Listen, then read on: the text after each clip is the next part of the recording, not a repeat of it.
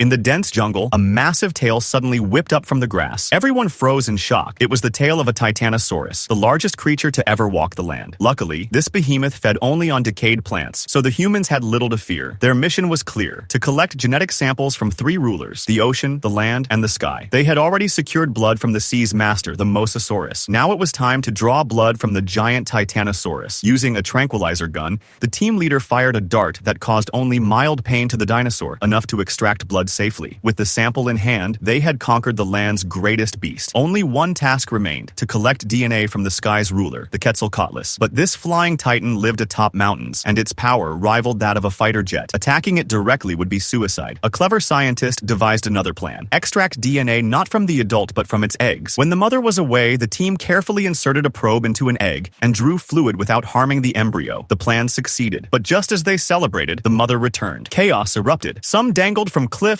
One man was seized in powerful jaws. Another barely escaped as the team scrambled upward. In the end, they fled with the sample, though one of their allies was swallowed whole. Meanwhile, Teresa and his injured father reached a ruined camp by the river. There, Teresa found an inflatable raft, yet danger lurked nearby. A slumbering Tyrannosaurus Rex emerged from the grass. With courage, Teresa inflated the raft under the beast's nose and pushed it into the river. The raging current carried them away, saving their lives. They drifted to an abandoned dinosaur theme park, where they reunited with the rest of the group. But distrust surfaced. Martin, a supposed ally, was revealed as a traitor. He wanted the genetic samples for himself, worth trillions. Before they could resolve the conflict, the park's generators lit up, attracting horrifying hybrids, service raptors, created from velociraptor DNA fused with other breeds. The creatures swarmed, attacking with terrifying speed. Some survivors hid in a supermarket, others in underground tunnels. Children barely escaped by trickery, while adults risked their lives to divert attention. Several died, and in the chaos, Martin seized the samples and fled in a car. As if that weren't enough, an even greater terror arrived: the King Giganotosaurus. Its massive roar declared dominion over the island. It smashed cars, tore through survivors, and pursued them to an iron gate. Just as the beast closed in, Duncan, one of the team, lit a flare. He drew the monster away, leading it toward the ocean, and leapt into the freezing water. The others escaped by boat, though grief weighed heavily. They believed Duncan was lost. But then, a red flare streaked across the night sky. Against all odds, Duncan was alive. They turned the boat to rescue him. By dawn, the survivors had left the cursed island behind. The rising sun bathed their weary faces. Though many had perished, those who lived now carried a renewed resolve. They agreed the genetic samples would not be sold for private gain. Instead, they would be offered to humanity, for medicine, for hope,